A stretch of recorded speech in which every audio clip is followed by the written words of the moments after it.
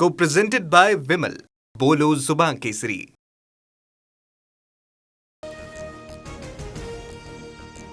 Rupali Chakankar SIT कार्यालयात दाखल. अत्याचारी भोंदू अशोक खरात प्रकरणी चौकशी होणार. याआधी प्रतिभा चाकणकरांची ही चौकशी. समता जगदंबा पतसंस्थेतील खाती बनावट तपास पूर्ण झाल्यावर सर्व प्रश्नांची उत्तरं मिळतील. तपासात पूर्णपणे सहकार्य करणार रुपाली चाकणकर यांची प्रतिक्रिया. सुनील तटकरेंनी चाकणकरांना वाचवण्याचा पूर्ण प्रयत्न केला. चाकणकर महिला आयोगाच्या अध्यक्षा कशा झाल्या हे समोर यावं, अंजली दमानी यांची मागणी. एसआयटीला मोठी माहिती दिल्याचा दमानी यांचा दावा. भोंदू अशोक खरात प्रकरणात 4 मंत्र्यांचा समावेश. माहिती काढून घेऊन खरातला मारून टाकतील. नाना पटोले यांचा खळबळजनक दावा. मंत्र्यांच्या राजीनाम्यासाठी मुख्यमंत्र्यांना पत्र लिहिणार. शाईफेकीच्या घटनेनंतर विकास लवांडेंनी घेतली शरद पवारांची भेट. शाईफेकीबाबत सविस्तर माहिती देत चर्चा. प्रतिगामींविरोधातला लढा दुप्पट ताकदीनं सुरू ठेवणार लवांडेंची भूमिका. नसरापूर अत्याचार प्रकरणातील पीडित चिमुकलीचं कुटुंब आज मूक मोर्चा काढणार. मोर्चात सर्व नागरिकांनी सहभागी होण्याचं पीडितेच्या वडिलांचं आवाहन. नराधमाला फाशीची शिक्षा व्हावी अशी मागणी. तामिळनाडूच्या राजकारणात थलपती विजय पर्व सुरू. पहिल्यांदाच बिगर द्रविडी मुख्यमंत्री. मंत्रिमंडळात 9 मंत्र्यांचा समावेश. तामिळनाडूतून 200 युनिटपर्यंत वीज मोफत मिळणार.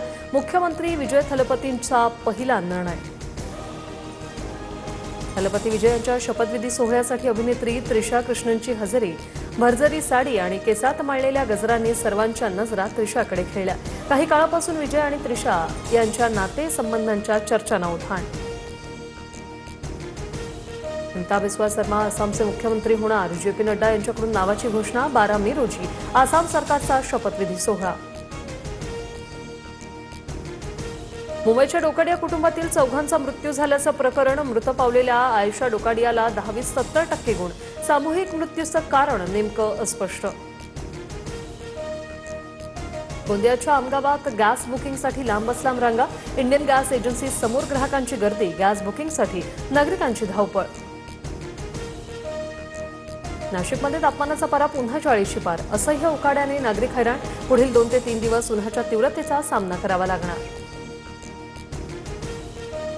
नंदुरबार शहरात आजपासून 2 दिवसाआड पाणीपुरवठा. शहराला पाणीपुरवठा करणाऱ्या धरणात सध्या केवळ 60% साठा शिल्लक. नागरिकांनी पाणी जपून वापरण्याचं आवाहन.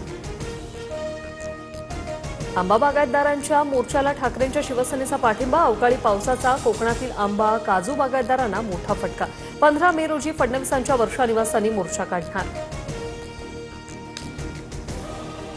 रत्नागिरीच्या लांजा तालुक्यातील जापडे गावाला वादळाचा फटका. शेतकऱ्यांना 11 एकरमध्ये लावलेली पपईची बाग जमीनदोस्त. शेतकऱ्याचं लाखोंचं नुकसान. भरपाईची मागणी.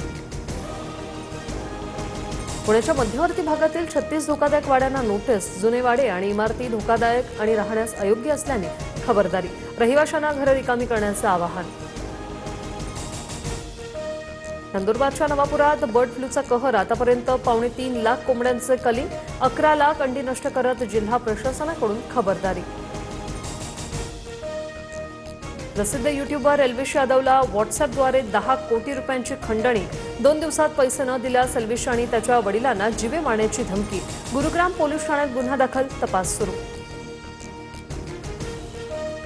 मध्य रेल्वेवर आज माटुंगा मुलुंड दरम्यान जलद मार्गावर मेगा ब्लॉक. ट्रान्स हार्बर मार्गावर ठाणे ते वाशी.